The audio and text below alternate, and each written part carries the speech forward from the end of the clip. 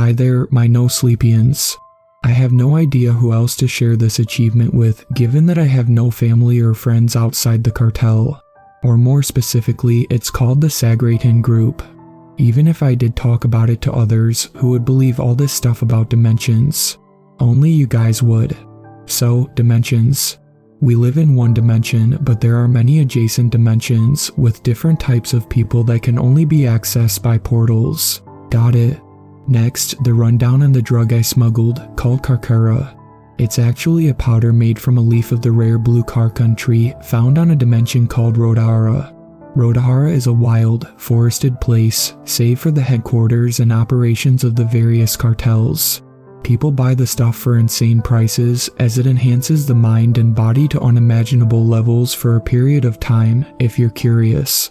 So, our job is to transport it from Rhodara through a couple of dimensions like Earth to the locations the goods need to be going to. Or, at least, that's what I've heard so far. These things aren't easy to understand. Anyways, enough of that. You want to hear about my rise to power in particular, do you? After getting kicked out for being gay, being a broke 17-year-old with no accepting family, I was forced to do drug deliveries and stuff for gangs. One day, a guy messaged me, said he had a job for me. So, I met him and there started my participation in the Carcara smuggling cartel, bringing the dried leaves from one portal to the other. I didn't mind the conditions and loved that we got paid in gold, so I stayed. About 6 months later, I did something that first got the attention of my direct superiors. You see, there's a reason creatures from other dimensions don't do their own dirty work here. Compared to everywhere else, Earth is so densely populated and so unaware of other dimensions that they'll stick out like a sore thumb and be easily caught. Oh, and if the cops got onto us, that time, the cops did get onto us. We were delivering the goods when we were stopped at a police checkpoint, where they insisted on checking the truck. From where I was, at the back, I heard muffled voices of conversation. Open the back door. We need to inspect the cargo, instructed the police officer. Why? The driver, my friend Pedro, asked. I could hear the fear in his voice, and it was for a reason. If they spotted the cargo, it would be game over for all of us. They would definitely seize the unusual dried leaves, as it resembles many drugs we have on Earth. We've been tipped off about a huge shipment of drugs coming this way. Now open it. As Pedro stalled for time while getting off the truck, my coworker Dennis whispered, "What do we do now? What do you normally do?" I asked. We make a run for it. Dennis explained, to which the other guy in the back with us nodded. Fuck that, I said as they looked to me in surprise. I got a plan. That's dangerous, he whispered anxiously as I heard the squeaky sound of the door being opened. As the door cracked open, I immediately dug the conveniently located packet of itching powder out of my pocket and flicked it all over the entrance. The officer, none the wiser, stepped into the cargo hold and shined his flashlight at us in the boxes. How many of you are in here? He asked. 3 people in the back here, officer, I responded. Now open one of, what the hell is this? He asked, scratching furiously at his uncovered ankles and arms. Sorry, officer, I nonchalantly explained. Some of the dust from our cargo really triggers allergies. As he peered at me with annoyance, my heart was thundering in my chest despite my calm demeanor outside. I was doing some prime bullshitting there, and if he figured that out, I was fucked. As the cop stepped out and instructed his partner to avoid entering our truck, I exhaled a breath I didn't even know I was holding. That was incredibly tense, and the police would have doubled down had they actually inspected the cargo. I knew this because the old-timers had several stories of police seizing the cargo for being suspicious. Several times, I had been regaled by stories of daring missions to recapture our goods. Later, as we drove down the remote road, my coworkers lauded me. How the hell did that work even? They asked. You're a genius. They praised me. The first time in my life I really heard such praise. Personally, I couldn't believe it worked, as that was a last-ditch idea I came up with on the spot. Luckily, I had the itching powder on me as I saved their asses that day. By the time we reached the Manitoban Depot, where the portal to the next dimension was located, my boss seemed to have known of my attempt to ward off the police, given that he pulled me aside. Duante, what you did today, that saved the cargo. The higher-ups were pretty impressed. Wait, that was fast. How do you know? I asked. We have cameras in the truck. We saw everything that unfolded. You're sharp as a knife, kid. You'll do well if you continue. Remember, the Carcara must always flow," he said, patting my shoulder before walking into the portal to oversee the shipment on its journey to the next dimension. Little did I know it, but that was when my path upwards opened up. The grand series of events that eventually brought me here happened a few months later. This time, we were driving another shipment of leaves through a forest in Western Ontario. I was idly watching TikToks on my phone when I heard a sudden thump from under me. What the hell was that? I asked as we maneuvered the screeching truck to the side of the road next to the forest. "Tire puncture," Pedro said. "We gotta get off the truck and change the tire." As I hopped down from my seat, I noticed the huge nail we seemed to have driven over, so that was the beauty that impaled us. As I walked towards the back to retrieve our trusty spare tire, a teenage girl ran out of the bush and frantically waved her arms at us, startling me. Well, she was a sight to behold. Her arms and legs were covered in scratches, her clothes were torn up, and she was panting heavily. While I was still apprehensive and shocked, Pedro first approached her. "What happened to you, dear?" he asked. They're coming. I got Kay kidnapped and sold, and they'll take me away. Help me get home," she said between breaths. As I heard that, white-hot rage boiled in me. She had clearly been failed by the people around her. No, that was not happening to someone else. No one else would be left to suffer themselves the way I was. Just as I was about to reassure her, some creatures came bursting out of the woods on the other side of the highway. The girl let out a shriek, thinking it was her kidnappers, before realizing it was much worse. Those creatures were monstrosities of nature, things that shouldn't have existed in this place. They had perfectly triangular heads with one eye in each corner and a gaping triangular maw, along with a large ellipsoid body underneath it and 5 hairy legs. As they made a beeline for us in the truck, I realized that they were there specifically for our Carcara. Later, I would learn that these things were called the Wamas, and that the rival cartels didn't have any qualms about employing interdimensional monsters. The nerve of those little thieves. And with the most perfect timing, some men with assault rifles burst out of the bush. "Where's that bitch? Find her," one of them shouted at the others in a gruff voice. As they scattered around the highway, Pedro warned me, "We're only 2 people with pistols. We can't fend off everyone." "I gotcha, bro," I replied before grabbing the girl's shoulders and bringing her closer. "Now listen, babe," I instructed. "If you want to survive, you have to follow every instruction I give you. To the letter, understand?" She stared at me fearfully with her black eyes before nodding. "You see those things over there?" I asked, pointing to the Wamas. "Go behind them." She took a few tentative, wobbly steps before looking back at me in fear. "Go," I yelled.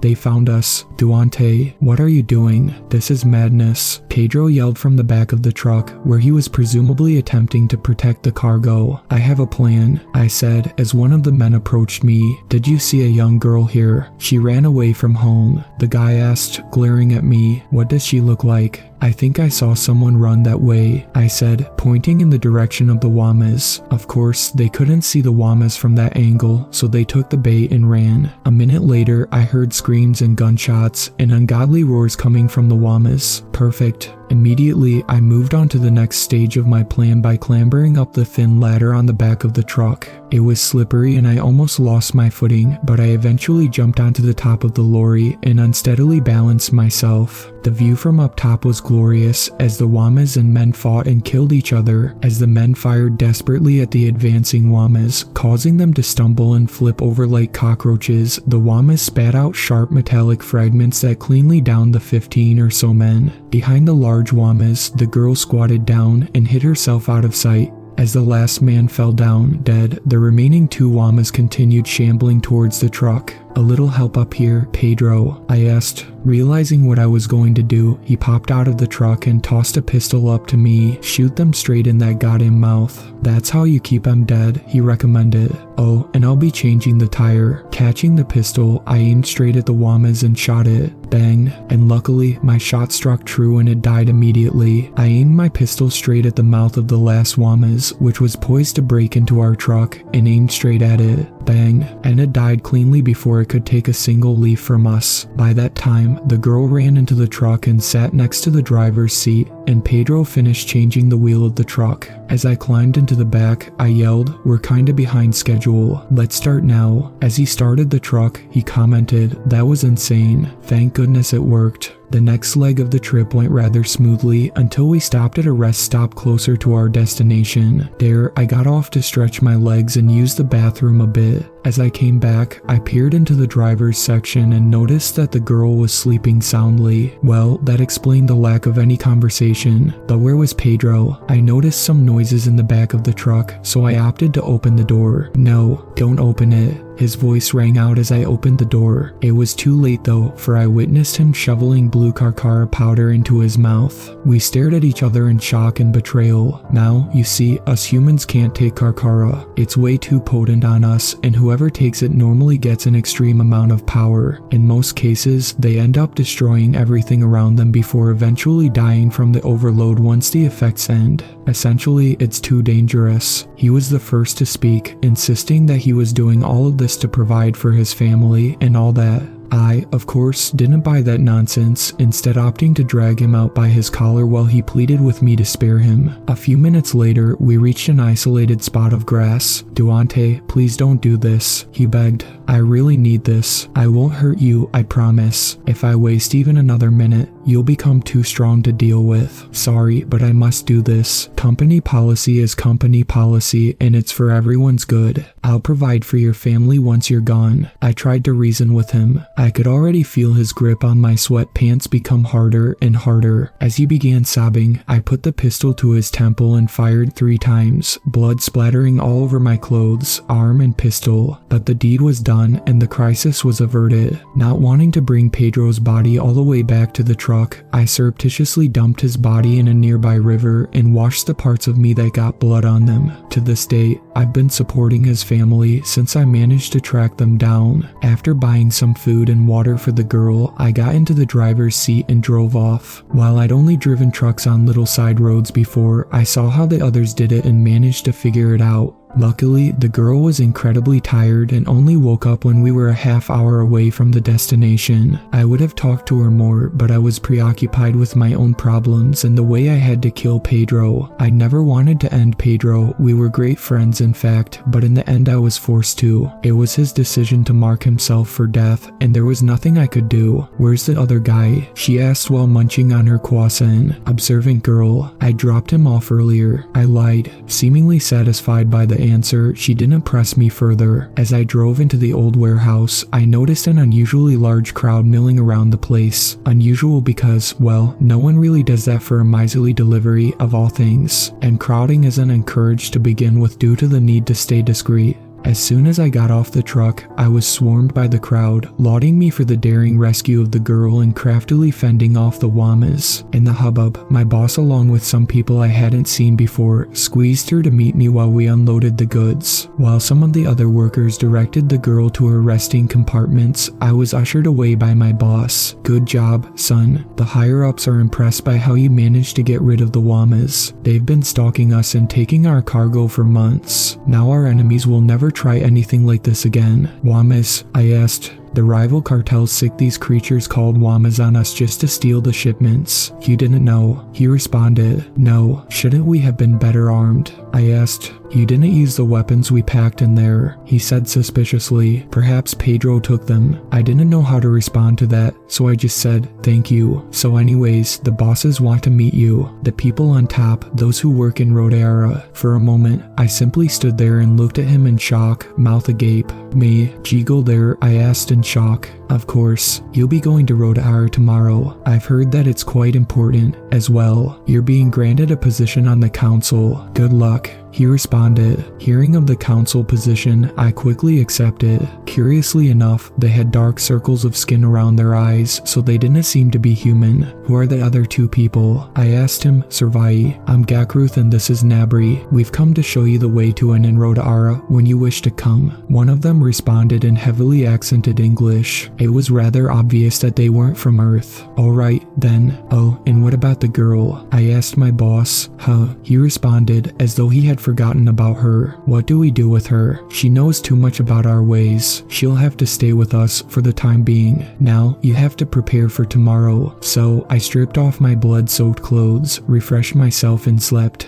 Awakening the next day, I swiftly ate, wore my best clothes, and met Gakruth and Nabri. Gakruth pulled out a thin metal stick and wrote something on my forehead. "What's that?" I asked. entered the emerald green portal to Rhodara. I expected something like the feeling of me being disassembled and reassembled in the portal, or being sucked into a spiral or something. I always wondered what it felt like every time we shoved the boxes through the portal. Instead, I felt nothing. I walked in and walked out on a whole new dimension. All that when I hadn't even traveled outside the country until I got this job. Rhodara was breathtaking. I was told that the area we were in was only the side entrance, but from there I could see the majestic red and blue forests carpeting the area, spreading as far as I could see. Behind me, sky-piercing, hauntingly beautiful mountains stretched across the landscape in long ranges. As I took in the view, Nabri led to me some sort of pack animal to ride on. It looked like some sort of flattened elephant with the hooves of a zebra and a small head that reminded me of a meerkat's. Oh, and it had two large black wings on its sides. It's a karyuku. Here, this is what we use for transport and carrying goods, Nabri explained.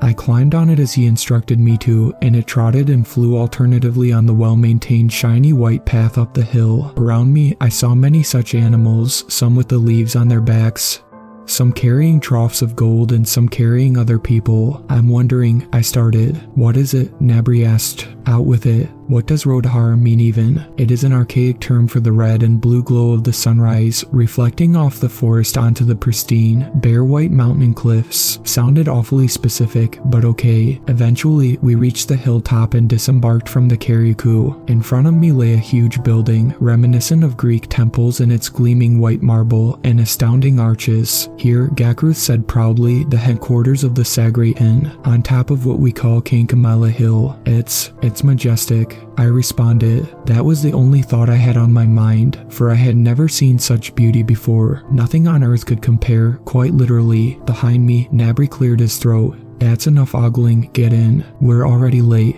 Breaking out of my reverie, I let myself be ushered through the lavish corridors into a meeting room where around 20 people already sat on a long table. It wouldn't be accurate to say people, really, for most of them were a different species. Some had light red skin, some had large horns on their heads, and a significant majority had pointed, cat-like ears. My companions bowed to them before exiting the room. A magnificent being with pale skin and pointy ears sitting at the head of the table introduced himself in a melodious voice. Greetings. I am Navraki, and these are my associates Pauraki, Tumbag, Freaked, Silris, and Dusra, gesturing at each person around him. Greetings, I am Duante. I thank you for this gift of meeting these esteemed people, I said, hoping it sounded formal enough. His only response was a thin smile. Now, we shall convene this council and discuss the reason we meet. Your talents will be required, for we will be at war. A minor stir rose among us, but died down as Navraki held up a bejeweled hand. For years, we have competed with the Kalhivam, our rivals for the uninitiated. They have many a time thwarted us, halted our plans, cut into our profits. But from today, we will take over their business. What do you plan? Asked Tumbag, his red chin moving furiously. Navraki smiled, which unsettled me. Your kinsman, Tumbag. He responded. Tumbag looked confused. Our great allies, the Gakrat. Navraki pulled up a well-illustrated, old-style map. To explain it to you simpletons, here's a map. Here, we will plunder the Kalhavam of their weapons. Using it, we will slaughter the Gakrat wholesale. The Kalhavam shall be blamed for the slaughter, and their allies shall turn their backs on them, for slaughter of all is forbidden. Then, we shall destroy the Kalhavam. In one swoop, we will take control of the resources of both, and shall control the market with a majority. Now, we shall all share our advice, even the lowliest of us, he said, with a pointed glance at me. While most of them surprisingly gave non-committal answers, I dissented when my turn came. I feel it's unwise to betray our enemies like this. What if it goes wrong? We'll be done for then. This is too much risk. You dare question me? This is madness, I yelled.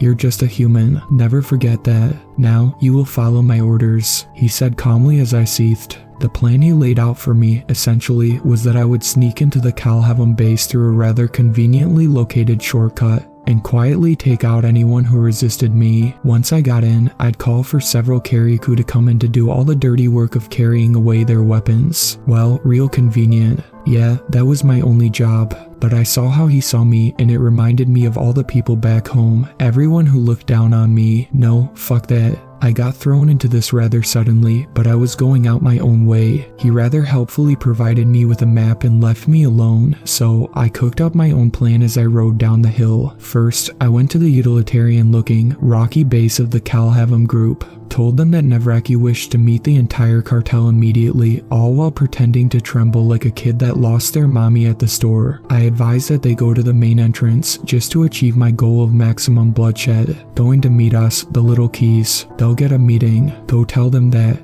The magnificently horned leader responded in an incredibly thick accent that I could barely parse. I nodded, whimpering, "Yes, my lord." Before leaving, it rankled me to give random people so much respect, no matter who they claimed to be, but I needed it for my plan to work. Next, I went to our good friends the Gakrat group. The map was easy to follow, but still I went up and down hills and mountains, and tread through dense forests to reach their place. Let me tell you this, even on a Karyaku, all that movement tired the shit out of me. Oh, and everything in me hurt for days. But yeah, I had to meet them for the plan to work. Of course, I told them that the Calhavam and Sagreton were also jealous of their market clout and collaborated in a grand plan to end them. I let slip that the best way to stop them in their tracks was to go straight up to Kankamala Hill and stop this betrayal in its infancy. Oh, and I advised that those shifty little Calhavam might start fighting the Sagreton as well. Technically, it was half correct, wasn't it? As they assembled their magnificent, destructive war machines and called out legions of military-like henchmen, I internally rubbed my hands with glee. I had no clue how time worked in Rhodara, but if my Earth Watch and rough calculations were right, the Gakrat would come right when the other two were fighting and join in the fun. After leading them to the hill, I opted to hide in a nearby cave and nap for the night,